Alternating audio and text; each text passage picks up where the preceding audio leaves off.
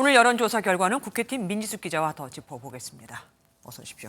인천 계양을 관심이 큰 만큼 여론조사도 참 많이 나왔습니다. 그런데 그때마다 차이가 굉장히 많이 나요. 맞습니다. 오늘 나온 저희 여론조사에서는 5%포인트 오차 범위 내 접전이었죠. 네. 하지만 또 다른 조사에서는 최대 17%포인트까지 그 격차가 벌어졌습니다. 왜 이렇게 차이가 큰지 전문가들에게 물어봤더니 양당 모두 대선 주자급이 맞붙다 보니까 하루하루 그 일정이 생중계되고 정당의 굵직한 사안에 따라 변동폭이 큰 것 같다 이렇게 설명을 했습니다. 네. 반면에 지금 보시는 건 이 화성 의뢰 첫 번째 여론조사 결과인데요. 이준석 개혁신당 대표 지지율, 오늘 나온 저희 여론조사까지 20% 초반대 지지율이 이어지고 있습니다. 반전 카드가 필요한 상황인데요. 이 조금 전에 들어온 소식이 개혁신당의 류호정 후보가 분당갑 후보로 나섰는데 결국에는 최종 불출마를 선택했다 이런 글을 SNS에 올렸습니다. 네. 제3지대 정치는 실패했다 이런 심정을 함께 밝히기도 했습니다. 하긴 여론조사를 보면 2%, 3% 이렇게 좀 안 나오더라고요. 그리고 대통령 지지율은 2주 연속 떨어졌던데 판세에 영향은 있습니까? 네, 오늘 나온 여론조사 결과 이 집토끼 단속에 경고등이 커졌다 이런 말이 나옵니다. 네. 이 보수 텃밭인 영남 지역에서 대통령의 직무수행 평가, 긍정 평가가 크게 떨어졌는데요. 지난주까지만 해도 50%대를 유지했었는데 각각 10%포인트 이상씩 줄어들었습니다.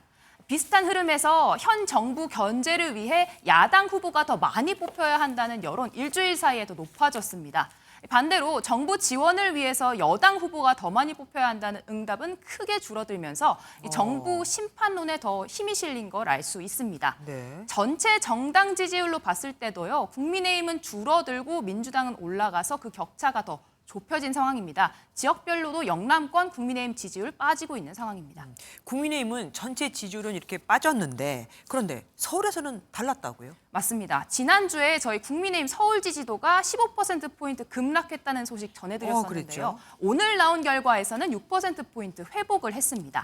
반면에 민주당은 6%포인트가 떨어지면서 두 정당의 지지율 판세 불과 2주일 사이에 다시 한번 뒤집힌 모양입니다. 며칠 사이에 이렇게 민심이 출렁거린 이유가 있겠죠? 있겠죠. 지난 일주일 사이 있었던 일들 시간 순으로 정리해보면 어느 정도 설명이 됩니다. 네네. 지난주 정기 여론조사가 끝난 바로 다음 날 부적절한 발언을 했던 장해찬 후보 공천이 취소됐습니다.